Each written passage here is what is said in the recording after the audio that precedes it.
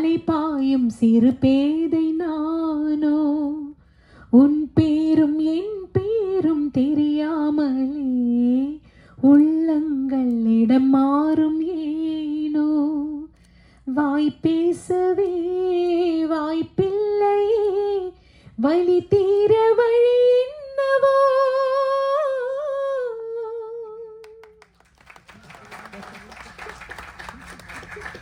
நீங்கள் 25,000 பாட்டு பாடினா கூட தன்னம்பிக்கை உள்ள பாட்டாக வந்து இந்த ஒவ்வொரு பூக்களே பாட்டு வந்து இன்றைக்கும் வந்து அவ்வளோ பேசப்படுது. அந்த பாட்டோட அனுபவத்தை சொல்லுங்கள். எவ்வளோ பேர் வந்து நாங்கள் ஜெயிச்சிட்டோம், எங்களுக்கு ரொம்ப அதை வந்து என்கரேஜாக இருந்துன்னு உங்கள்கிட்ட சொல்லியிருப்பாங்க. ஆமாம், எனக்கும் ஒரு சில கச்சேரிகளில் போகும்போது நிறைய பேர் அப்படி சொல்லியிருக்காங்க.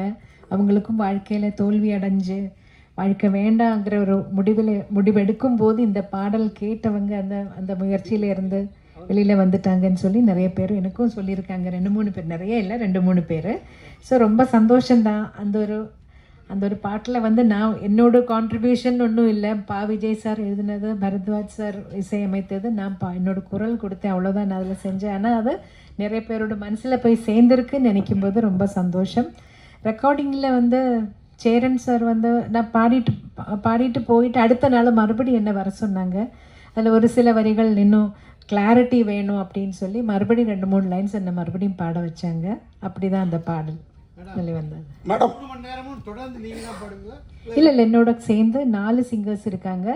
மது பாலகிருஷ்ணன் அவர் இருக்காரு, சத்யபிரகாஷ் இருக்காரு, திஷா பிரகாஷ்ன்னு சொல்லி இப்போ ரீசெண்டாக ஒரு புது பாடகி ரொம்ப அருமையாக பாடும், அவங்களும் கலந்துக்கிறாங்க.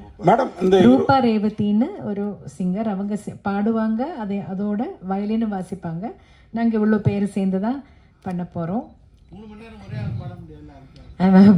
நேரம் எல்லாம் பாட முடியாது மேடம். இந்த 20,000 பாட்டுலேருந்து இந்த 26-28 பாட்டை நீங்கள் செலக்ட் பண்ணுறீங்களா, இவங்கெல்லாம் செலக்ட் பண்ணுறாங்களா, இல்லை ரசிகர்கள் செலக்ட் பண்ணியிருக்காங்களா? நாங்கள் எல்லோரும் ஒரு டீமாக உட்காந்து தான் செலக்ட் பண்ண போகிறோம். பாப்புலரான சாங்ஸு ஜனங்களுக்கு பிடிக்குங்கிற மாதிரி எல்லோருக்கும் அவங்கவங்க சாய்ஸ் இருக்கும் இல்லையா, அந்த மாதிரி எல்லோரும் சேர்ந்து தான் நாங்கள் செலக்ட் பண்ணோம். எங்களுக்கு 20,000 பாட்டும் பிடிக்கும்.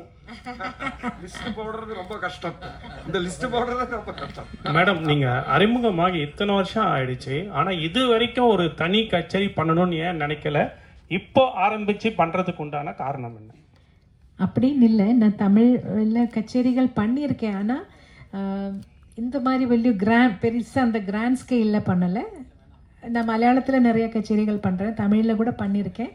ஆனால் இவங்க செய்கிற மாதிரி இந்த மாதிரி ப்ரெஸ் எல்லாம் வச்சு ஒரு ஸ்கேலில் ஒரு ஆடியோ விஷுவல் ட்ரீட் மாதிரி நான் இது வரைக்கும் செஞ்சதில்லை. நான் கொஞ்சம் ஆர்டினரியாக தான் போயிட்டுருக்கேன். மேடம், லைவ் கான்செப்டில் நம்ம ஏஆர் சாரும் இளையராஜா சாரும் வருவாங்களா? இன்வைட் பண்ணியிருக்கீங்களா? கண்டிப்பாக இன்வைட் பண்ணுவோம். அவங்க ஃப்ரீயாக இருந்தால் கண்டிப்பாக வருவாங்க. ஏன்னா வந்து இளையராஜா சாங் வந்து பாடினாவே வந்து அவர் ஏதாவது சொல்லுவார்.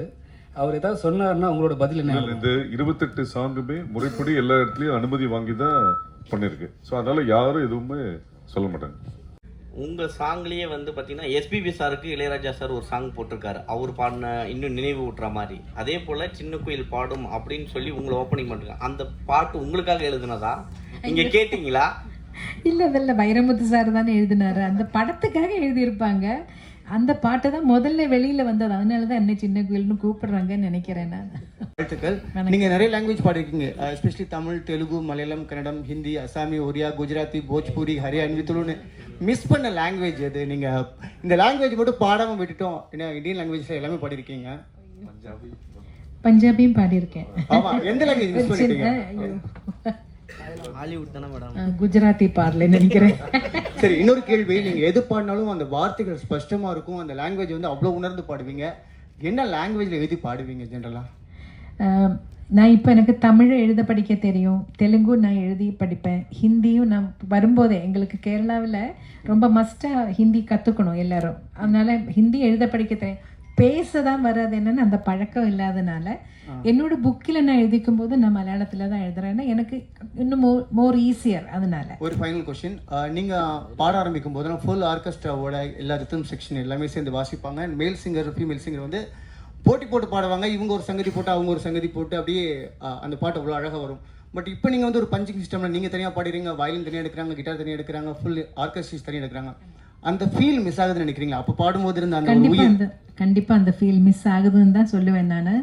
அது வந்து அப்போல்லாம் ஒரு குடும்பமாக எல்லாரும் மியூசிஷியன்ஸ் எல்லாரும் என்னை விட ரொம்ப ரொம்ப சீனியர் மியூசிஷியன்ஸ் எல்லாம் இருந்து அவங்களோட அட்வைஸும் எனக்கு கிடச்சிட்டு இருந்தது. நான் சின்ன பொண்ணாக பாட ஸ்டார்ட் பண்ணும்போது பெரிய பெரிய வீணா பிளேயர்ஸ், அந்த மாதிரி மிருதம் வாசிக்கிறவங்க, சீனா குட்டி சார், அந்த மாதிரி இவங்க எல்லாம் பெரிய சீனியர்ஸ் இருந்தாங்க. இவங்க எல்லாம் வந்து அட்வைஸ் பண்ணுவாங்க அந்த டைமில் எல்லாம் ஏதாவது. அப்போ எனக்கு ஒரு கிளாஸ் அங்கேயே கிடச்சிட்டு இருந்தது. முதல்ல லைவ் ரெக்கார்டிங் நடந்துட்டு இருக்கும்போது ஒரு குடும்பமாக இருந்து எல்லோரும் இப்போ பிரிஞ்சு போன மாதிரி, இப்போ யார் யார் இருக்காங்க, யாராடி உயிரோடு இருக்காங்கன்னு கூட தெரியாத மாதிரி ஆகிப்போச்சு. இப்போ அதில் ஒரு பெரிய ஒரு சங்கடம் எனக்கு உண்டு. ஏன்னா எல்லோரும் அந்த ஒரு குடும்பமாக இருந்த அந்த ஒரு யூனிட்டி போயிடுச்சுன்னு நினைக்கிறேன். இப்போ எல்லோரும் தனித்தனியாக ஒரு இடத்துல ரெக்கார்ட் பண்ணுறாங்க. கூட யார் மேல் சிங்கர்னு கேட்டால் கூட சம்டைம்ஸ் டிசைட் பண்ணலை, எது இனிமே தான் டிசைட் பண்ணணும்னு கூட சொல்லுவாங்க. ஸோ எல்லாமே அப்படி ஒரு தனிமையிலே ஆகிப்போச்சு. ஃபைனலாக ஜானகி அம்மா பற்றி ஒரு வார்த்தை சொல்லுங்கள். சேர்ந்து நிறைய பாடல் பாடிருப்பீங்க, ஃபீமேல் டுவைட்லாம். ஜானகி அம்மாவோட நிறைய சேர்ந்து பாடலை, 2-3 சாங், மேபி ஒரு 5-6 சாங்ஸ் அம்மாவோட சேர்ந்து பாடியிருப்பேன். ஆனால் என்னோட வாழ்க்கையில் என்னோட கரியரில் அவங்களோட இன்ஃப்ளூயன்ஸ் ரொம்ப இருக்குது. நான் பிறந்ததுல இருந்து கேட்டு வளர்ந்தது சுஷீலம்மா, ஜானகி அம்மா, வாணி அம்மா, ஜமுனா ராணி அம்மா, ஜிக்கி அம்மா, அவங்களோட பாடல்கள் கேட்டு தான் வளர்ந்தேன். ஆனால் ஜானகி அம்மா கிட்ட இன்னும் ஒரு ஸ்பெஷல் அட்டாச்மெண்ட், அம்மாவோட நேச்சர் அப்படின்னு நினைக்கிறேன். ரொம்ப நம்மளே ஒரு அம்மா மாதிரி எப்பயும் அணைச்சிப்பாங்க. அவங்க ரொம்ப சாப்பாடெல்லாம் ஊட்டி விடுவாங்க. யாருக்கும் தெரியாது அந்த விஷயம் எல்லாம். அவங்க வீட்டுக்கு போனால் அவங்களே பிசைஞ்சு அவங்க கையால் ஊட்டி விடுவாங்க. ஸோ அதெல்லாம் வேற எங்கேயுமே கிடைக்காது. என்னோட பெத்த தாய் கொடுத்ததுக்கப்புறம் ஜானகி அம்மா தான் கொடுத்துருக்காங்க. ஸோ அதெல்லாம் எனக்கு ரொம்ப ஸ்பெஷல். அதனால் அவங்களுக்கு எப்போவுமே என்னோட மானசீக குருவாக என்னோட மனசில் ஒரு ஸ்பெஷல் இடம் உண்டு. ரொம்ப நன்றி, தேங்க்யூ. 2 வரிகள் எங்கே எனது கவிதை உங்கள் குரலை கேட்டால் சந்தோஷம். நன்றிம்மா. எங்கே எனது கவிதை,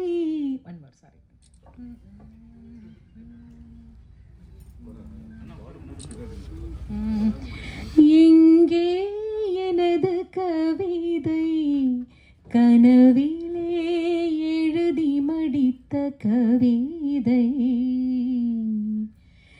எங்கே எனது கவிதை, கனவிலே எழுதி மடித்த கவிதை, விழியில் கரைந்து விட்டதோ அம்மம்மா, விடியல் அழித்து விட்டதோ, கவிதை தேடித்தாருங்கள், இல்லை என் கனவை மீட்டு தாருங்கள், எங்கே எனது கவிதை, கனவிலே எழுதி மடித்த கவிதை. சித்ரா மேடம், உங்கள் வாய்ஸ் மாத்திரம் அழகு இல்லை, நீங்களே அழகாக இருக்கீங்க. ஏதாவது டிவி சீரியலில் தமிழ், மலையாளம், தெலுங்குல நடிக்க கூப்பிட்டுருக்காங்களா? அப்புறம் ஏன் இவ்வளோ நாள் மியூசிக் டைரக்டர் ஆகலை? மியூசிக் டைரக்ஷன் அல்ல, அதுக்கு ஒரு தனி திறமை வேணும். ஒரு சிச்சுவேஷன் சொல்லி அதுக்கு தகுந்த மாதிரி ஆப்டாக ஒரு மியூசிக் க்ரியேட் பண்ணுறதுக்கு ஒரு தனிமை, என்ன அதுக்கு ஒரு டேலண்ட் வேணும். அந்த அளவுக்கு டேலண்ட் எனக்கு இல்லைன்னு நினைக்கிறேன். நான் ட்ரை பண்ணியிருக்கேன், சின்னதாக ஒரு ஸ்லோகம் கொடுத்தா ஒரு ராகம் பேஸ் பண்ணி எல்லாம் சும்மா பாடலாம், அது எனக்கு பிரச்சனை இல்லை. பட் ஒரு சிச்சுவேஷனுக்கு மியூசிக் க்ரியேட் பண்ணுற மாதிரி அந்த அளவுக்கு எனக்கு தெரியாது ஒன்றும். அதொன்று. இன்னொரு விஷயம் என்ன கேட்டீங்க? நடிப்புக்கு கேட்டாங்க, ஒரு 2 படத்துக்கு மதர் கேரக்டருக்கு வர முடியுமான்னு. எனக்கு அந்த ஒரு ஆக்டிங் ஃபீல்டு எனக்கு அவ்வளோ ஒரு கம்ஃபர்டபுளாக இல்லை. இதே போதும், இது இப்படி இருந்தால் போதும்னு நினைக்கிறேன். சித்ராமா, ஆக்சுவலாக நீங்கள் நிறைய ஸ்டேஜ் பண்ணியிருக்கீங்க. ஆனால் உங்கள் கூட பேர் பார்த்தீங்கன்னா எஸ்பிபி சார், ஜெயசுதாஸ் சார் குறும்புத்தனம் பண்ணிட்டு இருப்பாங்க. இப்போ எஸ்பிபி சார் இல்லை, ஜெயசுதாஸ் சார். அந்த ஜர்னி, அந்த இது மிஸ் பண்ணுறீங்களா அவங்க கூட பண்ணதெல்லாம்? கண்டிப்பாக மிஸ் பண்ணுறோம். நான் ஸ்டார்ட் பண்ணது ஜெயசுதாஸ் சாரோட. அவர்கிட்ட இருந்த ஒவ்வொரு கச்சேரியில், ரெக்கார்டிங்கில் கூட பாடின அனுபவமே எனக்கு என்னோட மியூசிக்கல் ஜேர்னியில் ரொம்ப ஹெல்ப் பண்ணியிருக்கு. ஒரு மைக் எப்படி ஃபேஸ் பண்ணுறது, அதில் அந்த பாப்பர் ஸ்டாப்பர் இல்லாமல், முன்னாடியெல்லாம் அந்த ஃபில்ட்ரு இல்லை, பாப் ஃபில்ட்ரு இல்லாமல் அது ப்ளோ வராமல், பாப்பு வராமல் எப்படி பாடுறாங்கங்கிறதெல்லாம் அவங்க உச்சரிப்பில், அதெல்லாம் அது ஒரு டெக்னிக் அவங்களுக்கு தெரியும். இவ்வளோ வருஷம் எக்ஸ்பீரியன்ஸில் அதெல்லாம் அவங்க கூட நின்று பாடினதில் நான் கொஞ்சம் அவங்கக்கிட்ட இருந்தெல்லாம் கற்றுக்கிட்டேன். ஒவ்வொரு வார்த்தை சொல்கிறது எப்படி, எக்ஸ்ப்ரெஷன் எப்படி கொடுக்குறாங்க ஒவ்வொரு பாட்டில், அதெல்லாம். அதேமாதிரி எஸ்பிபி சாரை பற்றி சொல்லும்போது எனக்கு வந்து தமிழ் லாங்குவேஜ், தெலுங்கு லாங்குவேஜ் ரெண்டும் அவ்வளோ எனக்கு ஸ்பஷ்டமாக வர்றதுக்கு முன்னாடி ரொம்ப ஹெல்ப் பண்ணியிருக்காங்க. ஒவ்வொரு வார்த்தையோட இந்த வார்த்தைக்கு என்ன மீனிங், அதை எப்படி பாடினா அந்த எக்ஸ்ப்ரெஷன் எப்படி வரும், இந்த மாதிரி நிறைய அவரோட சேர்ந்து பாடினதில் நான் கற்றுக்கிட்டேன் சார்கிட்ட இருந்து. அது மட்டும் இல்லை, ஒரு ஹியூமன் பீயிங்காக எப்படி கூட இருக்கிற கலைஞர்களோடலன்னா அவரோட சேர்ந்து பணியாற்றுறவங்களெல்லாம் எப்படி அன்பாக, எவ்வளோ பாசத்தோட அவங்களுக்கு எவ்வளோ கேர் பண்ணுறாங்கங்கிறதும் நான் நிறைய தடவை விட்னஸ் பண்ணியிருக்கேன். அமெரிக்கால எல்லாம் போகும்போது நாங்கள் ஒரு கச்சேரி முடிச்சு அடுத்த நாள் ஃப்ரைடே சாட்டர்டே சண்டே 3 நாளைக்கு கச்சேரி இருந்தால், இப்போ சாட்டர்டே கச்சேரி முடிச்சு சண்டே தூங்காமல் எல்லோரும் ரொம்ப டயர்டாக இருப்போம். வந்தால் ஹோட்டலில் வந்து 12 மணிக்கு தான் செக்இன் டைம். நம்ம வந்து 9 மணி 9:30 மணிக்கு வந்துட்டோம்னா 12 மணி வரைக்கும் வெயிட் பண்ணிகிட்டே இருக்கணும் ரூம் கிடைக்கிறதுக்காக. ஆனால் எஸ்பிபி சாருக்காக ரூமை அவங்க சீக்கிரமாக ரெடி பண்ணி அவங்களே அமுச்சிடுவாங்க. மற்றவங்க வெயிட் பண்ணுற வரைக்கும் சாரும் சொல்லுற, நீங்கள் என்ன மட்டும் அமுச்சிடுவீங்க, அவங்க எல்லாம் மை பாய்ஸ் அவங்க எல்லாம் வெயிட் பண்ணிட்டு இருக்கும்போது நான் மட்டும் போய் ரெஸ்ட் எடுக்க முடியாதுன்னு அவரும் அந்த லாபியிலே அவ்வளோ நேரம் உட்காந்த அனுபவம் எல்லாம் இருக்குது. வேறு யாரும் அப்படியெல்லாம் பண்ண மாட்டாங்க. ஸோ அதெல்லாம் பார்க்கும்போது இப்படி ஆளுங்க இருக்காங்க, இப்படி தான் இருக்கணுங்கிறது ஒரு பெரிய பாடமாக கற்றுக்கிறேன். மேடம், நீங்கள் பாடிய இத்தனாயிரம் பாடல்களில் பல்லாயிரக்கணக்கான பாடல்கள் முணுக்கும்படியாக இன்றைக்கும் நினைவு வச்சிருக்க மாதிரியா இருக்குது. ஆனால் சமீபத்தில் வரக்கூடிய பாடல்களில் எதுவுமே ஒரு வரி கூட புரிய மாட்டேங்குது. இதை நீங்கள் எப்படி பார்க்குறீங்க மேடம்? காலத்தோட மாற்றங்கள், அதை வந்து குறை சொல்கிறத விட அதோட கூட என்ஜாய் பண்ணி போகிறது தான் பெட்டர்ன்னு நினைக்கிறேன் சார். இது நேர் விருப்பமாயிடுச்சு. ஒரு நிமிஷம் உட்காருங்க, ஒரு நிமிஷம் உட்காருங்கம்மா. கிருஷ்ணா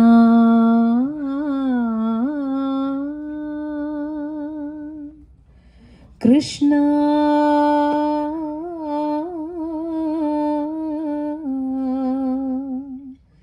கிருஷ்ணா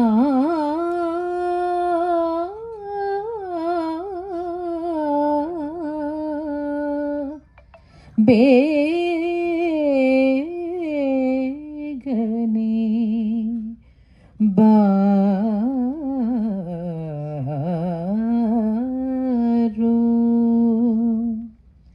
ಕೃಷ್ಣ ನೀ ಬೇಗನೆ ಬಾರೋ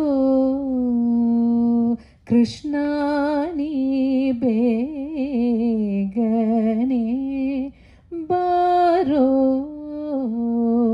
ಕೃಷ್ಣ ನೀ ಬೇಗನೆ ಬಾರೋ ಬಾರೋ ಬಾರೋ ಕೃಷ್ಣ ನೀ ಬೇಗನೆ ಬಾರೋ ಬಾರೋ ಬಾರೋ ಕೃಷ್ಣ ನೀ ಬೇಗನೆ ಬಾರೋ ಬಾರೋ ಬಾರೋ ಕೃಷ್ಣ ನೀ ಬೇಗನೆ ಬಾರೋ ಬಾರೋ. அனைவருக்கும் நன்றி, வணக்கம்.